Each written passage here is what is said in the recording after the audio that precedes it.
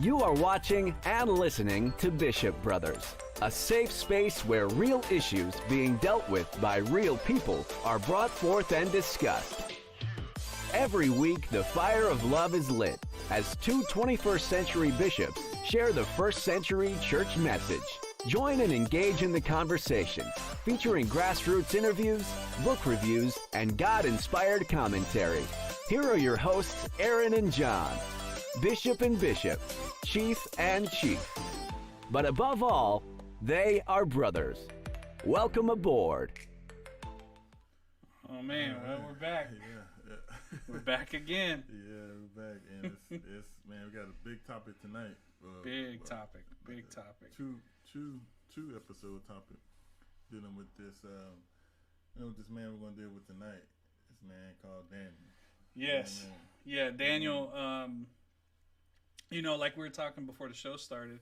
There's a lot of different stories and things that go on in Daniel that people get kind of captivated by, right? Like a lot of people get captivated by, Shadrach, Meshach, and Abednego and the fiery furnace and the fact that the angel of the Lord was in the actual furnace with them. Or Daniel in the lion's den, or for our Catholic friends, Bell and the dragon. We'll talk about that little piece probably next time. Right. But there's all these big things that occur in Daniel. Right. But because I think his personal story, his story inside of it gets kind of overcome by those events. We don't really take the time to break down who Daniel was and what that man actually had to go through in Babylon. Right. And that's the thing when we when I think about Bible stories and things like that, we particularly in the age of superheroes and all this stuff, we do this to these Bible characters too. First and foremost, we got to remember they was human beings. Right. They had issues, they had dysfunctions, they had problems. I think sometimes we look at these ancient texts and ancient people, we almost deify them and mystify them and things like that, and we can't get caught up in that. We got to understand that they lived in dangerous times, troubled times. They lived in very harsh times, but they were very human within those times. And I think one of the things that we try to do in the prophet series is to humanize these prophets, right. to make sure that we can connect to them. Because if we don't, we make them mythical figures and deify them, and we won't make the connection with them because we can't connect to that with that, because we're dealing with this life right now. So I think that's one thing. Daniel is such a very intimidating topic that Yes. for anybody to deal with. So I think what I love about studying is the humanness of him. Yeah, absolutely. The fact that he's human, and it's funny you mentioned we got to be careful not to deify these prophets, and you're absolutely right. But as we'll find in Daniel's story, deification of prophets is a way to try to silence them by making them deity. You try to take away from their grassroots message, and Nebuchadnezzar tries to do that with Daniel. It's very subtle, but it's pretty surprising when we look at it. Yeah. But just to start, so a little history. So you have King Nebuchadnezzar, who's the king of Babylon. He conquers Judea in 3319, right, or 442 BC. He destroys the Holy Temple in Jerusalem. That's a big deal. Yeah. And that doesn't occur again until 70 AD when the Romans destroy the temple for the last time. Right? It was a standard practice of invading rulers, right? So when Nebuchadnezzar comes down to Judea, it's a standard practice that he brings back with him the best of the best. Yeah. When it comes to intelligentsia, when it comes to wise people, royal families, those kinds of things, when an invading army took an ancient kingdom like that, those things were incorporated into the victor, right? So those things were brought back to Babylon, which for those of you who don't know, is near modern-day Baghdad. So they would have been brought back. And so Daniel, who was a very, very intelligent likely part of the royal, not the royal family, but he was definitely part of the royal court. He was brought back with his three friends, Shadrach, Meshach, and Abednego. And they were brought back and forced to relocate to Babylon, right?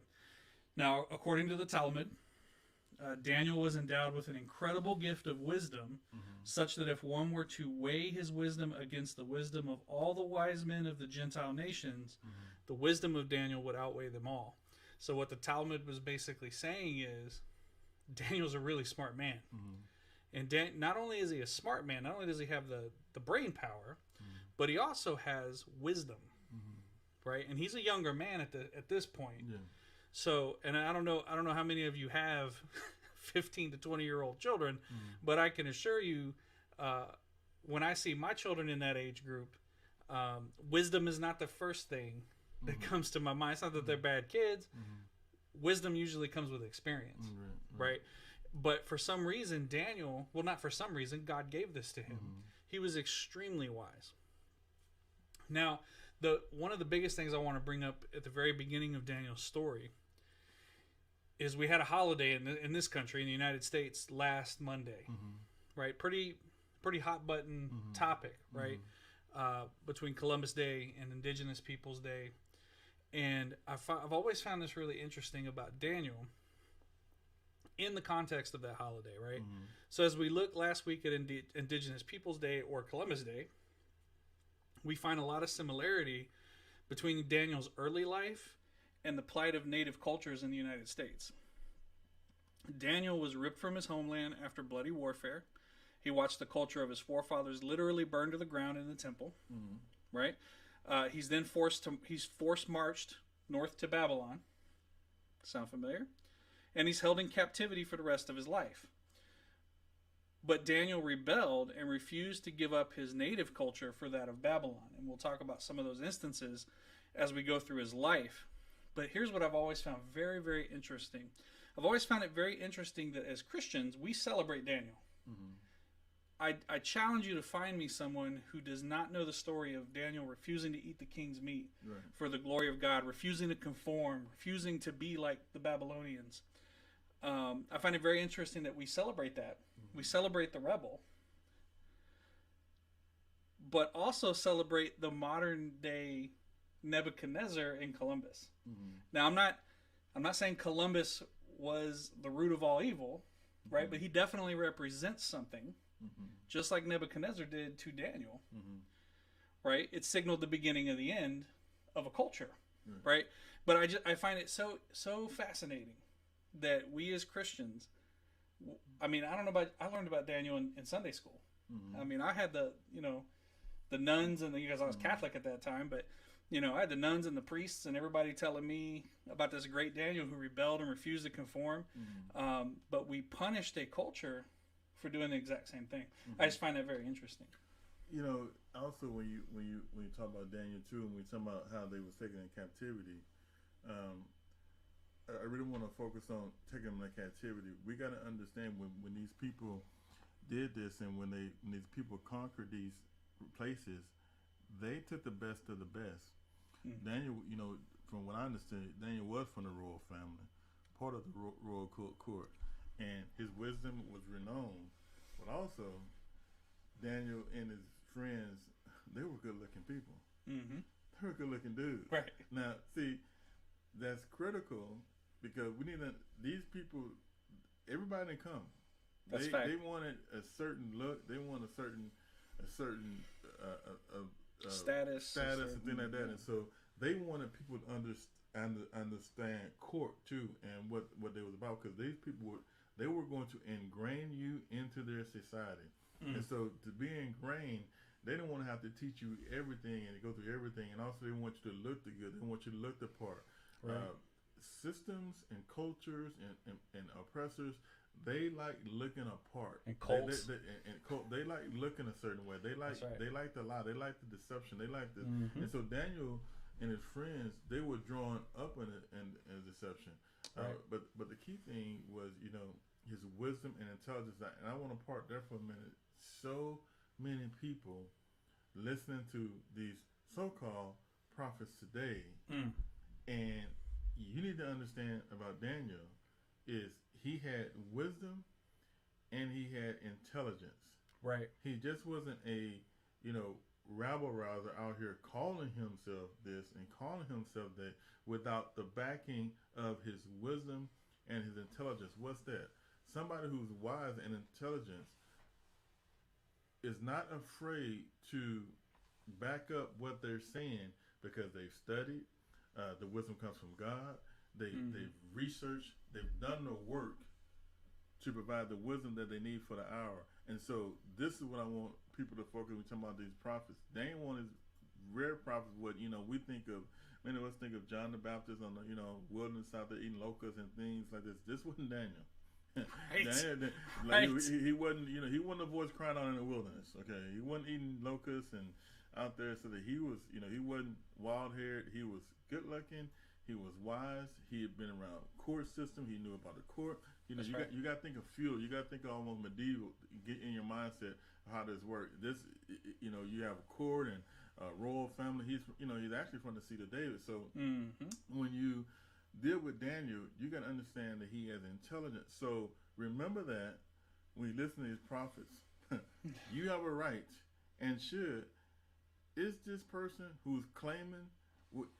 Where's your wisdom come from? What are you getting it from? Because if it's walk like a duck, quack like a duck, most like it's a duck. If you sound like a fool, if you found like you don't have no wisdom, you found like you probably don't have any wisdom. These people put under the guise of God, anything, and so that's what we deal with. This is I really want to humanize him because he was captured. 15, 16, 18 years old, and then the lions and all that stuff come years later. But this was a man who was ripped from his homeland and his culture, but he was at a very young age somebody of stature with inward and outward. So that's really was eye opening. Yeah, and I love how you touched on proving your wisdom. Yeah. Right. The nation of Israel, when it was in bondage, tested Moses. They didn't just. He's like, well, I'm Jewish. They didn't go, oh, well, he's Jewish. Well, clearly he's meant to lead us. They went, no, hold on a second. Right. Wait, pump the brakes. What are you talking about? Right? Talk to me. Let me hear you. Right? Even the God of the universe says, taste and see that I am good. Test me. Put it to the test. I'm gonna prove. I'll prove to you. Right? And that's when we talk about the gospel message and all those things, I always tell people, let people taste and see for themselves. This message sells itself. It doesn't need a fancy salesman. It doesn't need me. I've been invited into the gospel, right? The gospel doesn't continue because of me and because of my wisdom. I have been invited into the process of furthering the gospel. It's a privilege, right? And I think even though, salvation in the way we understand it wasn't something that Daniel was concerned with. There was a different set of things going on at the time, but he was clearly a nourishment to the soul, right? Now, in order to augment the honor people would accord the idols of Nebuchadnezzar, right? All four of them, Shadrach, Meshach, Abednego, and Daniel, right, were all assigned new names associated with the gods of Babylon, right? Now, Daniel was designated the name of the most prestigious idol, Belshazzar, right? This kind of goes back to this stripping away of culture, right? In a cult, in a nation like this where you are trying to incorporate the things that you want. See, as the cult leader, you get to pick and choose the pieces that you want. You can try to strip away the rest. And that's what they were doing here with Daniel. See, they renamed him to bring honor to the Babylonian system for other Israelites to follow, right? Oh, well, look at Daniel. He's a very wise man. Oh, his name is now Belshazzar. He answers to that now, so clearly he's bought in, so we should buy in. Right? There was a purpose to this. It was a stripping down of culture. But typically what we find in very wise and intelligent people is that actually galvanizes them against the stripping away of culture. Right? I'm reminded of, I don't know, it'll always stick out to me. The first time I ever saw Roots and that scene where Kunta Kinte is being named Toby. And I've only seen the movie once, but it was enough that I remember that distinct moment as. So I didn't quite understand it at the time, but something was happening there, right? There was a stripping away of culture happening. Same thing's kind of happening here, but it galvanizes them, right? It further strengthened their resolve to abstain from the non-kosher royal cuisine that was available for their consumption, right? Instead, they survived on a meager diet of vegetable and water, and miraculously, their appearance was even healthier than those who partook of the royal dishes. Now that goes back to the importance of what you said, where there's a look involved, right?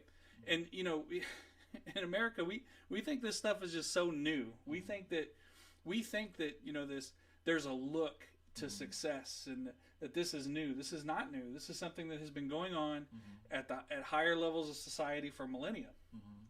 And it was going on in 400 BC here. Daniel needed to look apart, and if you know that story well, you know that the guy that was in charge of them was afraid that they were going to atrophy, and the king was going to realize it and kill him. Right? Someone's life was on the line here, right? But because of their obedience, right, they outshine the people around them, and there's a lesson there. Refusing to eat the king's meat. Daniel did not do that. Shadrach, Meshach, and Abednego did not do that to disrespect the king. And I think this is important.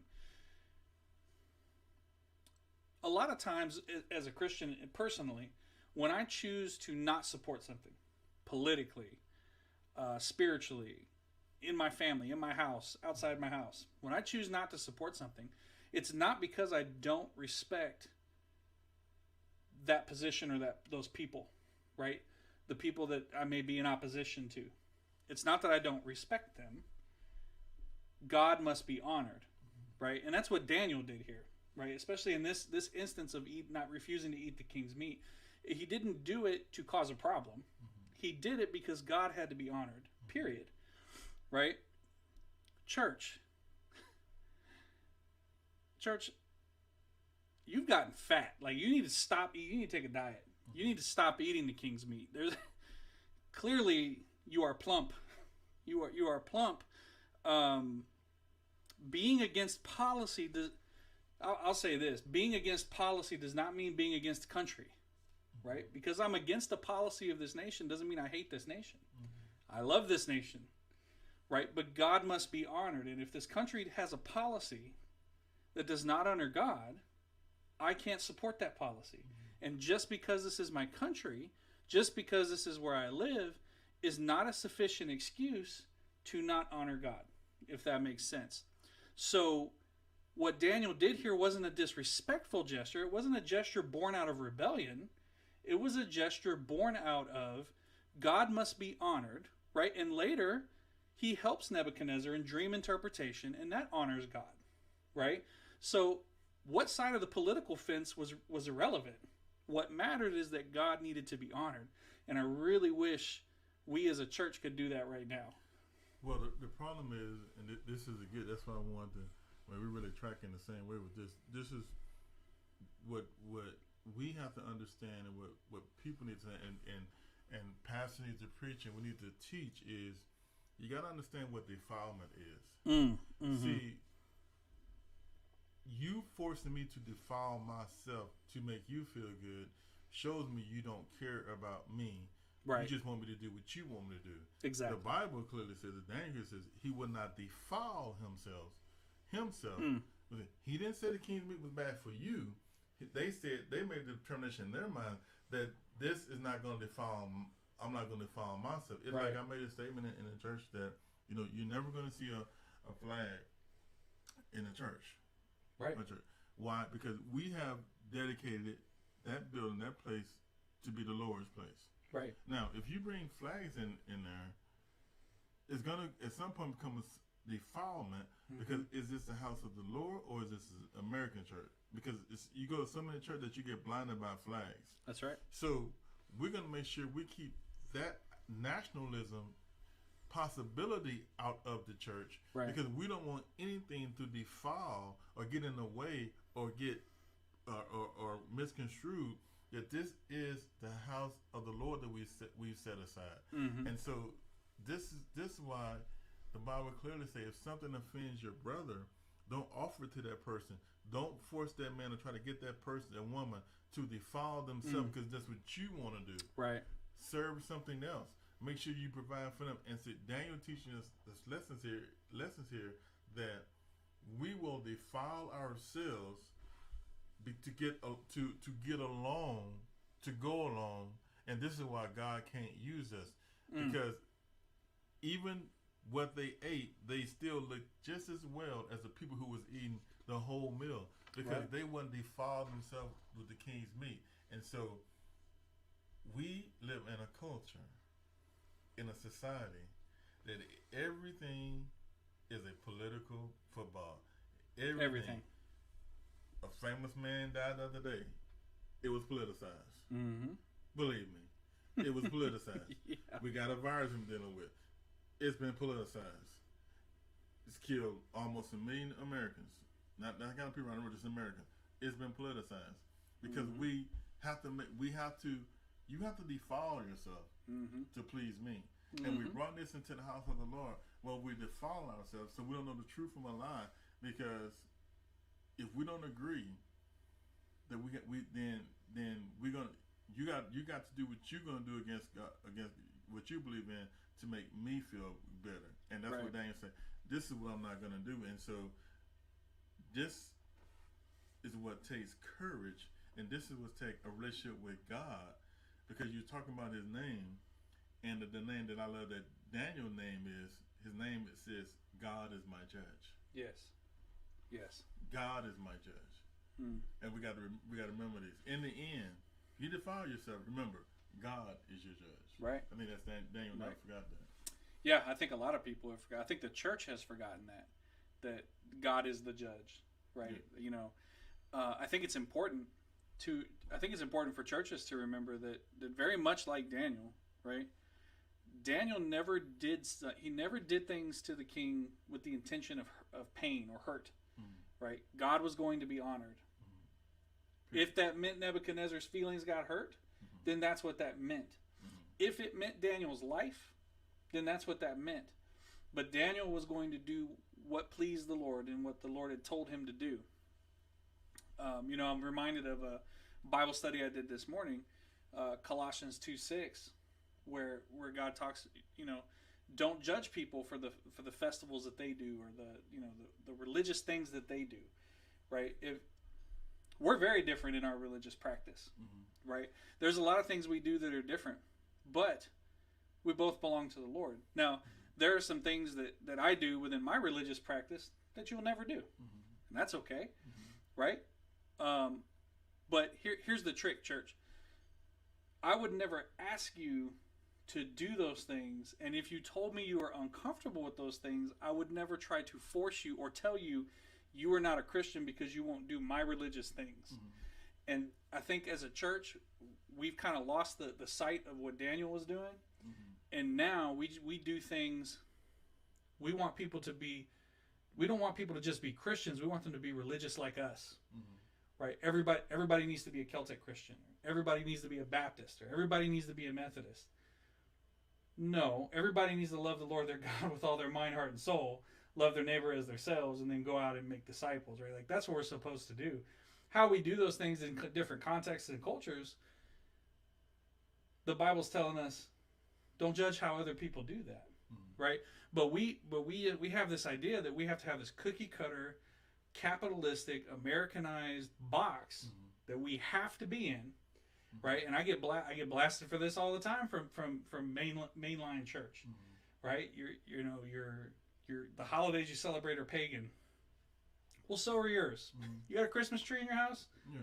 Shut your mouth. Don't talk to me anymore, right? Because it's a tree.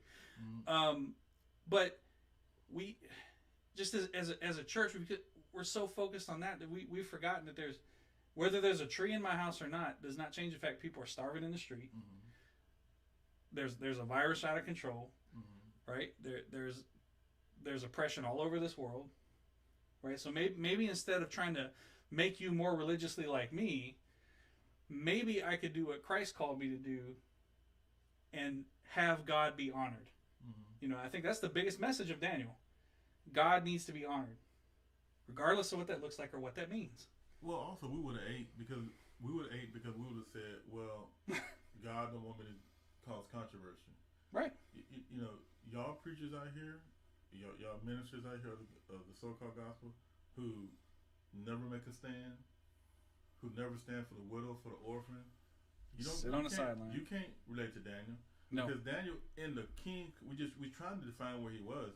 He wasn't on the outer person, just some what they call him, peasant out there in Babylon and Baghdad now, out there on the side of the road. This was a Kennedy.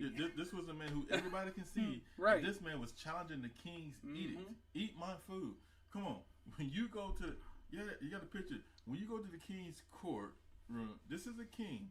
It's not a president. See, we got to get that's right. Our minds right. Nebuchadnezzar, at his word, chop his head off. Your head's going off. It's done. No question. All this thinking about it, going through Congress, no appeals, Supreme Court. His word, your head's off. And so, this is the type of environment he was in, and he would not defile himself. We just the opposite. We want to do all this stuff and not speak up for truth. This man was in a position that at a word of another man, at his word, his life was gone. That's right. But he said, I'm still not going to defile myself with the kingdom. And every day we defile, y'all want to get in these pulpits and preach these sermons and sweat and wear your collars and your robes like that, but you don't say nothing about justice. You don't say nothing about truth. You don't say nothing about vaccines. You won't say nothing about people are doing wrong. You won't stand up for women. You won't stand for you won't stand for anything. You defile yourself, yes. claiming to be a prophet, a preacher of God, and yet the one I put in the food bank. They need so many food banks because 1 in 3, kids are without food. But I'm not supposed to say about. I'm supposed to just pray, right? No. See, you're supposed to speak against it. A country, the richest nation on the earth. This is the richest. They claim it's the richest nation on earth, right? Why do we have any starvation? Right. But now Greed. I'm outside. I'm not supposed to do that. No, that's what Daniel did. I'm not going to defile myself. I'd rather eat some nuts or whatever he ate, and God is still going to take care of me than to defile myself. We defile ourselves daily. Daily. And church is the most guilty of it, especially when it comes to care and concern for anybody around us. We talked about with being commandment driven and not commandment versus commission driven. It's part of this problem. But kind of going back to Daniel, and just to kind of drive home the point that he didn't do things just to enrage the king. Like when I speak out or when I say something, I'm not doing that. It is not my intent to hurt feelings. But if feelings get hurt, that in and of itself is not going to change what I say, right? Because God must be honored. Period. So, so back to Daniel. So on the other side of not eating the king's meat, he's also a master interpreter of dreams, right? So Daniel heroically averted a royal decree issued in about 421 BC to slay all the wise men in the kingdom for their failure to help Nebuchadnezzar recall a mysterious dream he had seen. Now, once again, you talk about the power of a man. This man was frustrated because no wise man could give him a solid interpretation of his dreams. He was just going to have them all killed. He was just upset, right? So, yeah, please, church, tell me more about how you're being persecuted here in this country. Okay. But Daniel and his colleagues prayed to heaven, prayed to God that the dream would be revealed, and the request was granted. After expressing gratitude to the Almighty and attributing his insight to God, that's important, right? Because a lot of you so-called prophets out there, you'll interpret dreams, you'll want to prophesy over me during service, but I don't ever hear that God has given this to you because it's all about you. Don't respond back on my Facebook account. Yeah. So I put the stuff on. I want to answer you. All right. Don't respond back. But you I put... said prophetic nonsense. Don't respond back. How dare you respond back to my nonsense? Do you know who I am? Yeah, I know exactly who you are. That's the problem. Yeah. Right? So, so that's important. Daniel proceeded to remind the king of his dream and provided him with the striking prediction of the future, describing the successive kingdoms that would rise to power and dominate the civilized world. Now, when Daniel was saying this, I'm sure King Nebuchadnezzar was like, what are you talking about?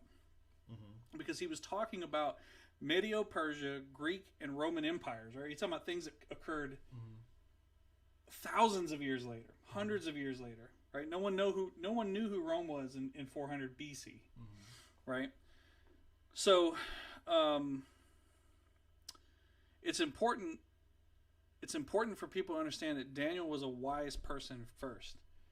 Another thing, Daniel never claims to be a prophet.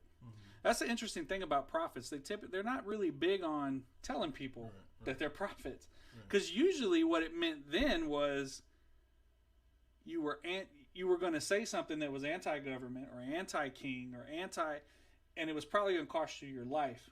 So not only did people care whether you were a prophet or not, people didn't want to be around you if you were a prophet, because if they were around you, they would be associated with you. But Daniel never makes mention that he's a prophet. And as a matter of fact, in the Old Testament and in Judaic culture, he's not considered a prophet. He's considered a wise man. Now, Christians consider him a prophet exactly for this right here, right? God gave him the future in regards to these empires, right? The recollection of the dream and its accompanying interpretation so impressed the king. Now, this is interesting. Nebuchadnezzar was so impressed that Nebuchadnezzar began to treat Daniel as though he were deity. Isn't that interesting? He prostrated himself, attempting to offer libations and sacrifices to Daniel. That's got to be a lot. Like, let's take away the whole prophet and mantle, and Daniel's this great guy. This is a kid, somewhere between 15 and 20 years old, and the most powerful man on earth at the time. That's like the president offering me the White House. Offering me all his stuff.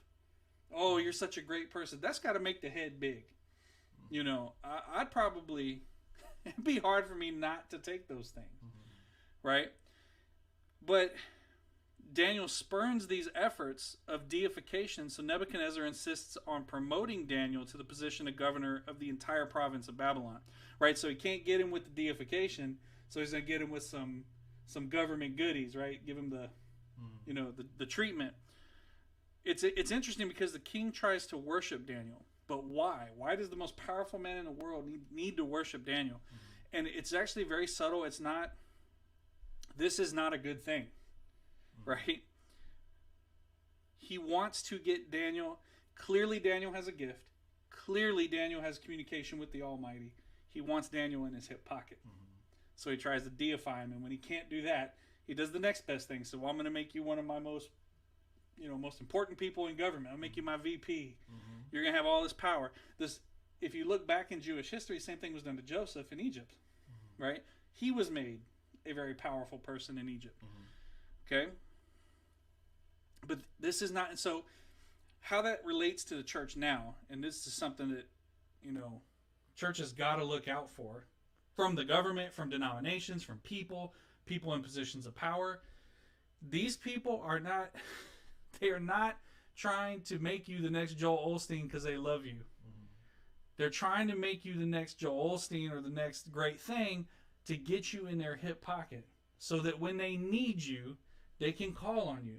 And we saw that in the last 4 years. We saw how Franklin Graham, how a lot of these other guys were in the hip pocket of government. Doesn't matter. I don't care the party. Party's irrelevant at this point. Allowed themselves to be told how great they were by the government, by people in the government. And then when things started to get politicized, guess what? They called on these people because they were in their hip pocket. And now look what happened. Church is now in bed with the state. See, Daniel could have succumbed to this. And we probably would never hear about Daniel again. Because more than likely what would have happened is Daniel would have been used for the tool that he was going to be used for. And when Nebuchadnezzar had no more need of this God, he would just kill him. Right? But Daniel, being a very wise person, wiser than me, because I don't know what I would have done at 18 given half the world. stands up to that. Daniel could not be bought. Church, let me ask you, can you be bought? Yeah. Is there a price? Yes. And you know what? It is. I'm not here to judge. I am. It is. But I will tell you, hey, you know what the best predictor of future behavior is? Past behavior. And if the last 4 to 8 years have been any indication of what the church in this country will do to stay in power or stay in the hip pocket, you'll bow. You'll bend. The Lord's church can be bought. This Right. American church. Yeah. Oh, it's bought, so it's bought and paid for. I want to make 2 points of what you discussed because it really hit me, and I'm gonna use it with a very current event that I've been waiting for 30 years. This Friday, Dune comes out finally. Oh, 84, I forgot about that. 84 with the train wreck. So I got my tickets 3 weeks ago. They released them. Dune has come out and written by Frank Herbert. 1965 release. Read it when I was 80 in 1984. Government teacher gave me, and it's about this. And the key word is power. This man Daniel, when I was studying this Dune came to me because this man Daniel understood the P word. He understood this, and really when you look at Dune is about just one simple fact that, and I wish the church would hear this because I'm really speaking to the church. We cannot deal and handle as human beings power. Yes. Daniel understood that. Yes. Daniel said, if I grip this power, Herbert says it like this in Dune. If you grasp it, use it for a good purpose, and then let that power go.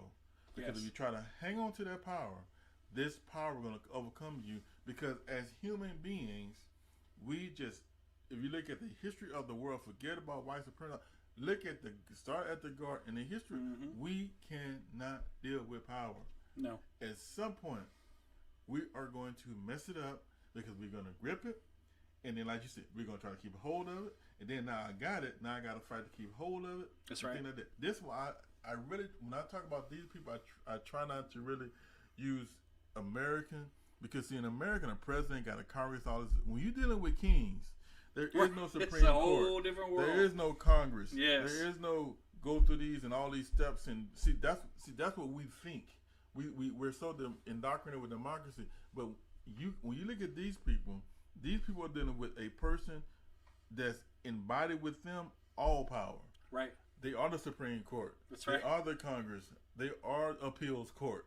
They right. are whatever you want to. They are the police. They are everything. Their word is over. Yep. And so we don't understand that concept in America. I got to go through this. I got all this right. I can sue. No, you can't. And so Daniel understood if I take that power, if I grasp it, I better let go of it. That's right. And the best thing to do is not to grasp it. And to your point, so many in the church, pastor, preacher, I'm here. I can see your fruits. You want that power. Oh yeah. You grasp for the power. You hungry, thirsty. You learn about. It's like, what's the you need me on the front line. You want me on the front line. You want this power. That's right. You want it, and then when you get it, you don't have enough sense to let it go because it engulfs you. And then about the dreams. When I studied this, here's what came to mind. I really didn't. This is really the first time that I really got this. I don't know what you call it, revelation or from this studying this here. Mm-hmm. It's amazing how the dreamer, right?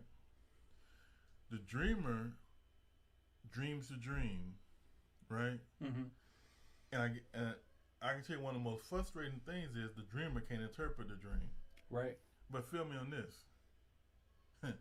The dreamer knows when the interpretation is false. That's right. If you think about that, amazing, yeah. I had the dream. Right. I can't interpret it. Pharaoh back in Dothan, right? I can't interpret it. Remember, he had all the people come. That's right. When Joseph came and he told him the interpretation was fit. But they know some of us, we need to listen to our dreams and then realize when that false prophet come, raise the flag. Yeah. Yeah. Quit going on with that. I almost said something. Quit going on with that nonsense when you know they lying. That's right. Yeah. He had all the people come. Yep. No. Where's Daniel? Where's Joseph at? They got it right. Many people had told him things before. Oh, yeah. And they knew the dreamer who couldn't interpret it. Not just amazing. That's just amazing when I keep saying that. Mm-hmm. Who couldn't interpret it, but they know, okay, what do you guys say about? Nah. Wrong. It wasn't that. I dreamed. I don't know what it was. And that's the most amazing thing. That is a gift from God. That is wisdom. You dreamer, you know when people are lying. Why would listen to these false prophets? Yes. Why would listen to them lie stuff? You know that they lying, but you want to defile yourself. It goes back to saying you want to keep them feeling good. You want that lying, meat. and then they're lying in their pocket. And then guess what? Goes back to what I was saying. Now they have a power over you. Yes. Which Nebuchadnezzar wanted to do. Wanted to put. I got a person who can interpret dreams. Now that's power to me. So I want to control him. Right. Put him in my hip pocket. Daniel understood. No, this is whatever I do come from the Lord, and so power. Don't grasp it. That's if right. you do grasp it, let it go. That's right. It will. You cannot. We can't handle it, and people don't want to hear that. That's right. But we can't. You know, and I've told a lot of people my opinion. This is John's opinion on American history. The only reason this country survived as long as it did, politically, is because George Washington stepped down. Mm-hmm. George Washington could have been president for life. Mm-hmm. He had this country. Well, they wanted to make him a king, actually. Absolutely. Yes. He said no. John Adams referred to him as His Excellency. Yeah. Right? He gave it the Dune treatment. Mm-hmm. He grasped it. Mm-hmm. He did what he felt was right, mm-hmm. right, wrong, or indifferent, and put it down. And for better or worse, that is the only reason this country and this form of government still exists here, right? Now back to Daniel. The interesting thing, when we go back to this, God will be honored, right? So remember, Daniel asked God to help him interpret these dreams, and so God says, "Okay, I'm gonna do it for you." How terrified do you think Daniel had to have been when Nebuchadnezzar has the disturbing dream, right? Where he's an animal. He had to have been terrified. I know, because all the other wise men were coming up and giving, and blowing smoke. Yeah. And Nebuchadnezzar was like, "That is incorrect." Yeah. Right. And it is. So actually, it says that when he had that disturbing dream, he didn't even look for the rest of the wise men. He said, "Give me Daniel. Get him over here." My knees would have been shaking. You're about to tell the most powerful man in the world he's going to be an animal for 7 years. Because it's not like Daniel showed up and then like God gave it to him and he spoke. Right. Daniel knew before he walked in there what the interpretation of the dream was going to be. Right. He had all the chance in the world to say something else, but one, just like you said, Nebuchadnezzar would have smelt it out. He'd have known. Yeah. He'd have known it was wrong. Right? But he tells the king of the world at the time that he's going to be insane for 7 years. Wow. But his kingdom would remain intact and would return to his reign upon recognizing the ultimate authority of God. So here's what I'll say about that. Modern prophets, and I'm not talking about these fake come as you go, people who have really gotten the word from God. I think we're all getting the same word. Some of us are just brave enough to say it. Is that the church has gone insane. And until the church recognizes the authority of God again, we will remain in this circular, insane, not growing, not bearing fruit season, right? The church is I don't know how else to say this for you. The church is Nebuchadnezzar in this story, right? And there are a few prophets out there. There's a remnant. God always leaves a remnant. There's a remnant out there saying, "Hey, turn back, turn away," but we're ostracized. We're put off into the margins. We're put, trust me, when I did that speech a couple months ago, and people looked at me like I had a horn growing out of my face. They couldn't believe what I was saying, because they came there to feel good, and I didn't come there to make them feel good, and so we were just at odds, right? So, I'll say this to the prophets and the wise men out there right now. Your knees may be buckling. You may be terrified of what you're going to have to say to your congregation, about what you're going to have to say to your family. Hey, trust me, I get it. It's terrifying. It's terrifying to tell people that they're wrong, especially people you love and you have feelings for and that you care for. But if you love your church, God must be honored. Follow Daniel's example. God must be honored. If the church is broken, the church needs to hear that it's broken. If the church doesn't hear it's broken, it's going to think it's fine. That's where Nebuchadnezzar was. That's where the church is right now. The church has gone insane. We're broken. Yeah. And it goes back to, who do you fear more? Right. God is my judge. The Bible says the fear of the Lord is the get. And so I fear God more than your feelings. Mm-hmm. Because your feelings are going to come and go, but God stands forever. You know, and here's what I want to say about, you know, him turning to an animal. What Daniel showed me studying this, and I really want to next week really get into the dreams. Yeah. This and that. But what it really shows me that Daniel shows, now this is the people who stripped of their culture, stripped of everything in another culture, stripped of their names. You know, back to what you said about Toby. You know, I'll never forget that scene and watching that scene. I'll never forget Lou Gossett was praying. You know, he played the role of fiddler. He was praying and said, you know, Lord, help him get to the point. I think at some point, Toby realized, and they realized that, you know, it doesn't matter what I say, because what I say out loud don't mean I'm not who I am. Right. I might can say something, but inside I know who I am. Mm-hmm. Daniel and them never forgot who they were. Right. Belshazzar, all these other things, Shadrach, Meshach, but they still understood who we are. We have all these language, but inside we're not of God. Mm-hmm. And so when I look at this situation, I'm saying this really teaches me this, and should show us this. God has not called us here to get involved with culture wars. Right. God has said this. This is who I am. I'm going to show you who I am. I'm not going to get involved in your culture wars. Right.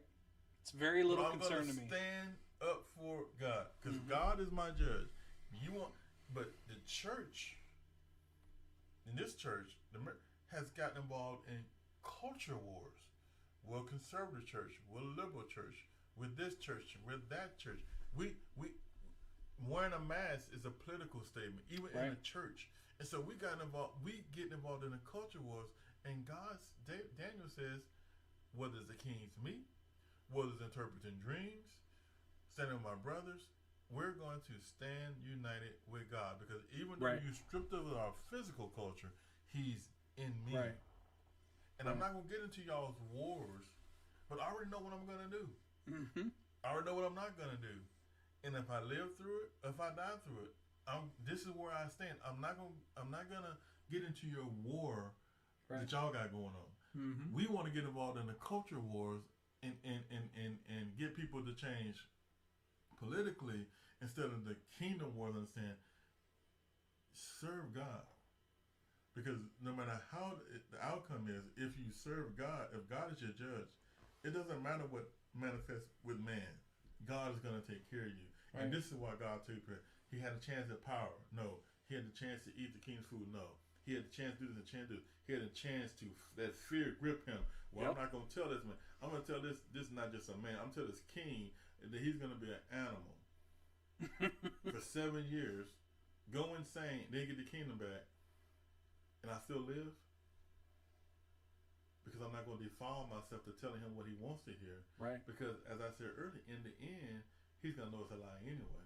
That's right. In church, pastors and preachers, the reason why we're not in effect, because the people out here know that we're lying. That's right. They know we're fake. They know it. And that's why we have no power, because y'all selling, you're lying. It's clear you've eaten the king's meat. When are we going to stop lying? Exactly. And they want people to say it's truth. Right.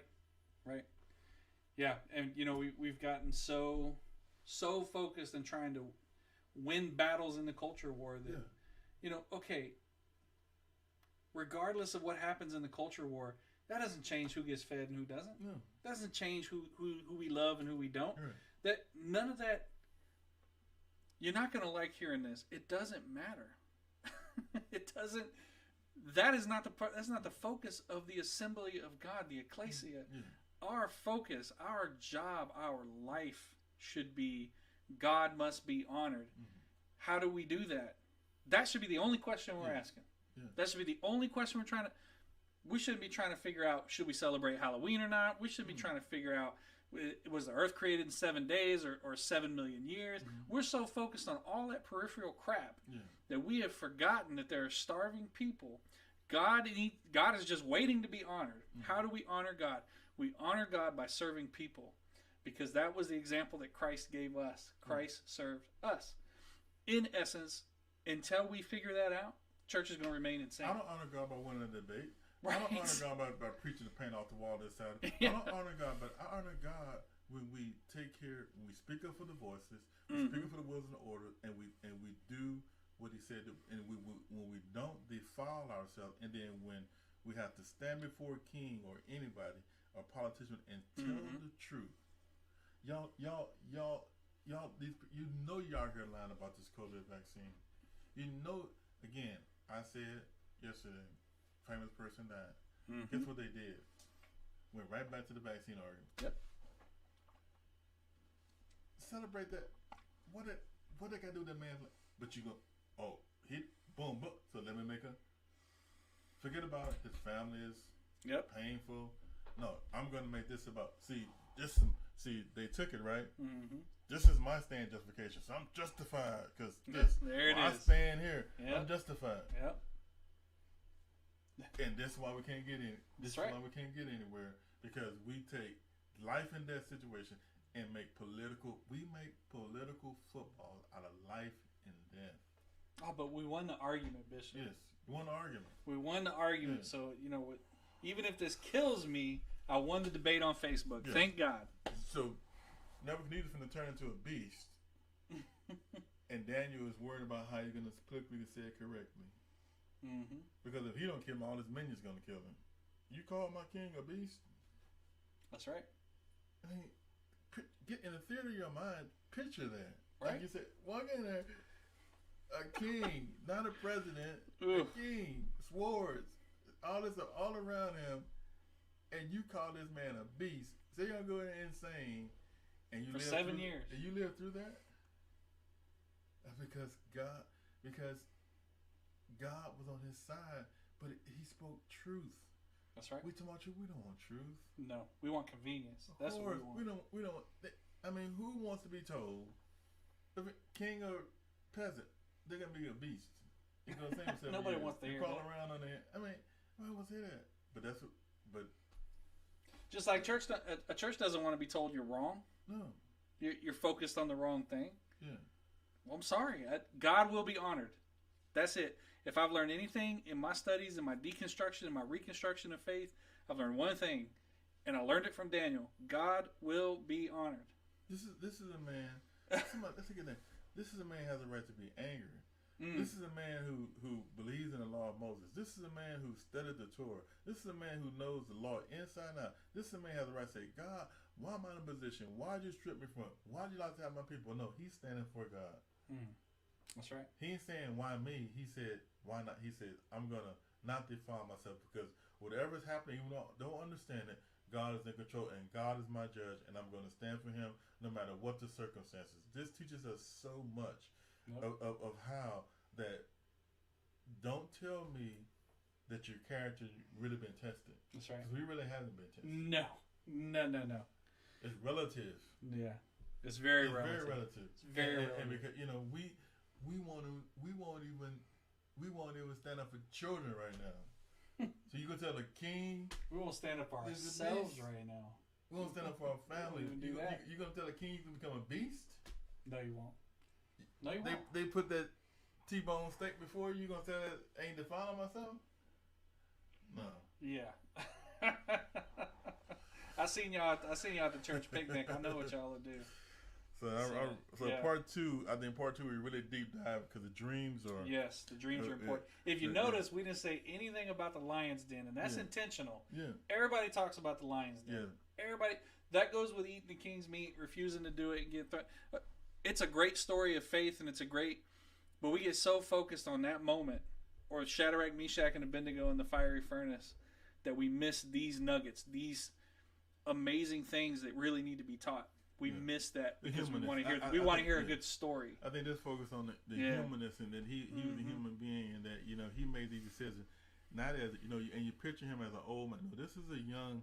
At this point, this is a young man, very young. Maybe in his mid. At this point, at the time of interpretation, maybe in his mid-20s. Yes, maybe. And I mean, that's not old. I can't speak for you, but when I was in my mid-20s. I certainly wouldn't have been interpreting dreams. And I would have ate everything. I'd eat everything on it, especially after eating that submarine food. Yeah. Woo, Lord. Yeah. So next week we'll get part two, and we'll really focus in on the dreams and how that tie. I think but I hope you really understand that this is good. I even learned more about this person, and it's real good, and I think it's relevant for the times that we live in right now. And I church out there, I encourage you, dare to be a Daniel. Yeah. Dare to go out there and get the shaky knees and tell people what they need to hear, not what they want to hear. Because we got a lot. We've heard plenty of what we want to hear. We need to hear some things. Question is, will you be brave enough to tell them? So, until next week. All right. Guys, take it easy. See you next week. Thanks for joining us on this week's episode of Bishop Brothers. Make sure to visit our page, Bishop Brothers, where you can like and follow so you'll never miss a show. While you're at it, please tell a friend about the show. The brothers salute you. Until we meet again, Godspeed.